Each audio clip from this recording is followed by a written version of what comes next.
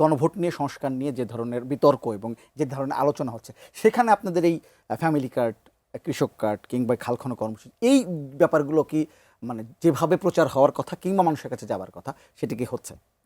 দেখেন, একটা জীবনে, একটা দেশের, একটা সরকারের সব কিছু নিয়েই কাজ করা উচিত। সে যত রকম সমস্যায় থাকুক, একটা পরিবার যেমন রান্না করতেই হয় তার সন্তানকে খাওয়ানোর জন্য, ঠিক সরকারকেও কিন্তু ওই 3 বেলা খাওয়ানোর জন্য বা 3 বেলা কাজ করার জন্য তার অন্য অন্য ডেভেলপমেন্ট প্রজেক্ট বলেন, যেটাই বলেন, সেই কাজগুলো করতে হয়। তো সরকারের যে আপনার ইস্তেহারের যেটা ছিল, প্রত্যেকেরই একটা ইস্তেহার ছিল, যেহেতু সরকার ক্ষমতায় আসছে, দায়িত্বে আসছে, তার ইস্তেহার ফিল আপ করার দায়িত্ব তার। এটাই আবার 2 দিন পরে কিন্তু বিরোধী দল থেকে শুরু করে অন্য আপনিও বলবেন যে আপনি কি করেছেন, আপনি তো কিছুই করেন নাই। সেটা আমি মনে করি যত আগে করা ভালো ততটাই ভালো। সেটাও চলুক, এটাও চলুক। আন্দোলনের জায়গায়, সংসদের জায়গায়, উন্নয়নের জায়গায়, এবং ধারকর্য করার জায়গা। কারণ বাংলাদেশের অবস্থা যে কেমন অবস্থার মধ্যে দিয়ে একটা সরকারকে আসতে হয়েছে এটা আপনারাও জানেন। সো সব কিছু মিলে আমরা মনে করি যে সরকারকে বসে থাকলে চলবে না, সরকারকে গালিও খাইতে হবে, কাজও করতে হবে, কাজ দেখাইতে হবে। আর যে কাজ করে সমালোচনা তারই হয়, এটা আমি মনে করি।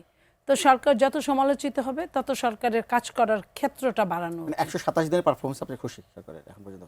এই পর্যন্ত আমি মনে করি যে এত বড় একটা বিশ্বযুদ্ধের মধ্যে এত বড় একটা তেল নাই, টিকা নাই, আমরা যেটা মনে করি, বিরোধী দল আমাদের বলুক টিকা নাই কেন, টিকা কিভাবে আনা যায়, সবার মিলে কিন্তু কিছু কিছু জিনিস আছে আপনার রাষ্ট্রীয়, যেটা বিপদে, চরমভাবে বিপদে সবার ঐক্যমত্য প্রকাশ করা, সব দলমত নির্বিশেষে।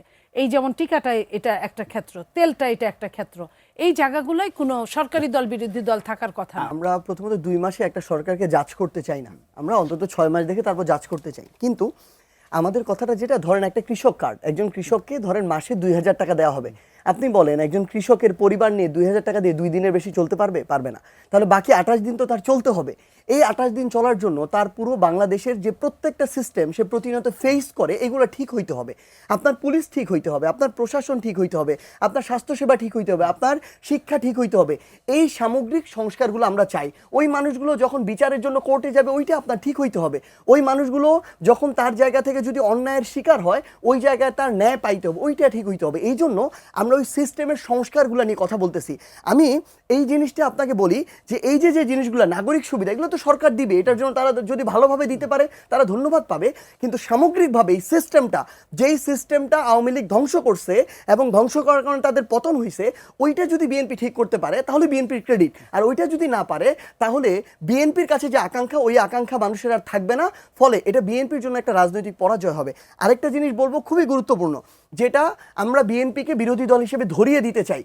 বিএনপি একটা বিল তুলছে, যেটা হচ্ছে ব্যাংক রেজুলেশন আইন 2026, যার মধ্য দিয়ে একীভূত হওয়া যে ব্যাংকগুলো, এগুলোর নিয়ন্ত্রণ ফিরে পেতে সাবেক যারা মালিক ছিল তাদের জন্য তারা সহজ শর্তে একটা পথ খুলে দিল। তো আমাদের কাছে মনে হয়েছে যেটা, যে সংস্কারের আড়ালে যারা লুটপাটকারী ছিল তাদেরকে কিস্তিতে পুনর্বাসনের সুযোগ করে দিল। কিভাবে? ধরেন এই এস আলম, তারা 4-5টা ব্যাংক সে লুটপাট করে নিয়ে গেছে। এই এস আলম একাই 2,20,000 কোটি টাকা বিদেশে পাচার করছে এই এস আলম। সেই এস আলম এখন যদি চায়, তাদের এই নতুন আইন অনুযায়ী 7.5% অগ্রিম টাকা দিয়ে বাকিটা পরে ধীরে ধীরে পরিশোধ করে সে চাইলে আবার ওই ব্যাংকগুলোর মালিকানা ফিরে পাইতে পারে।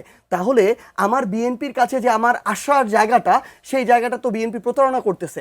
দেখেন এই সংসদে কয়েকদিন আগে খুব ভালো একটা উদ্যোগ নিচ্ছে, যে তারা 20 জন ঋণ খেলাপির তালিকা প্রকাশ করলো। আমরা দেখলাম এর মধ্যে 10 জনই হচ্ছে এস আলম কিংবা তার যে প্রতিষ্ঠানগুলো বিভিন্ন গ্রুপের। তাহলে সেই এস আলমকে আপনি যদি আবার ব্যাংক মালিক হওয়ার সুযোগ করে দেন, সেই এস আলমের প্রতিষ্ঠানগুলো যদি আপনি পরিচালনার অনুমতি দেন, তাহলে আমাদের আশঙ্কা তৈরি হয় যে আপনারা ওই বড় বড় ব্যবসায়ীদের সাথে আপনারা লিয়াজু করছেন কিনা।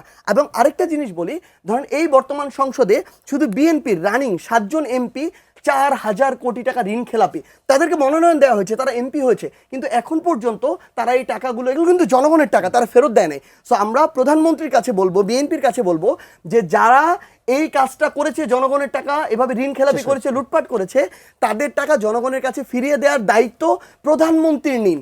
অন্যথায় সে যদি আরো বেশি ঋণ খেলাপি হয়, আরো বেশি লুটপাট করে, তাহলে এই দায় শুধু ওই এমপির ঘাড়ে যাবে না, এই দায় বিএনপিরও নিতে হবে, তারেক রহমানও নিতে হবে, এবং সামগ্রিকভাবে বিএনপি ক্ষতিগ্রস্ত হবে, বাংলাদেশ ক্ষতিগ্রস্ত হবে।